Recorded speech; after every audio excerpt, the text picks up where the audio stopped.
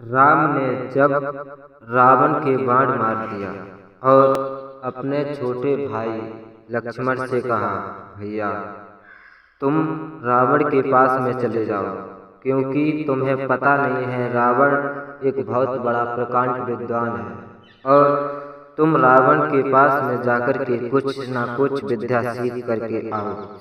लक्ष्मण राम के कहने पर रावण के पास गए और रावण के सिर की तरफ खड़े हो गए और हाथ जोड़ करके कहा रावण से, रावण तुम एक बहुत बड़े प्रकांड विद्वान हो, मुझे भी कुछ विद्या दे दो।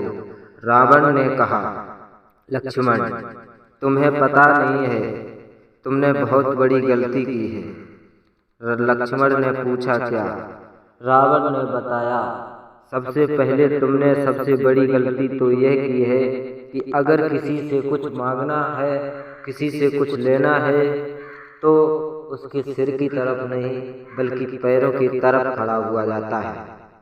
और दूसरी बात यह है कि अब हम, तुम्हें पता है, मृत्यु की शैया पर पड़े हैं, हम तुम्हें क्या दे सकते हैं, मगर चलते समय हम तुम्हें बता रहे हैं कि अगर कोई भी काम करना हो उसे जल्दी ही करें, क्योंकि देर करने में वो काम कभी सफल नहीं होता।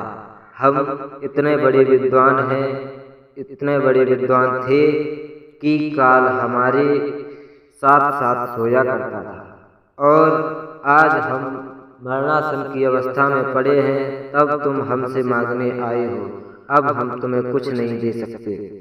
लक्ष्मण ने कहा, कोई बात नहीं। लक्ष्मण फिर वापस राम के पास में आए। राम ने पूछा, कहो क्या लेकर के आए हो, कुछ सिखाया? लक्ष्मण ने कहा, नहीं, रावण तो मरने की अवस्था में है, वो क्या सिखाएंगे? राम ने पूछा कि तुम रावण से किस तरह से मांगा था? राम से लक्ष्मण जी कहने लगे, हमने सबसे पहले सबसे बड़ी गलती ये कर दी कि हम रावण के सिर की तरफ खड़े हो गए। राम ने समझाया, बेटा लक्ष्मण, अगर किसी से कुछ लेना है तो उसके सिर की तरफ नहीं, उसके पैरों की तरफ खड़ा हुआ जाता है।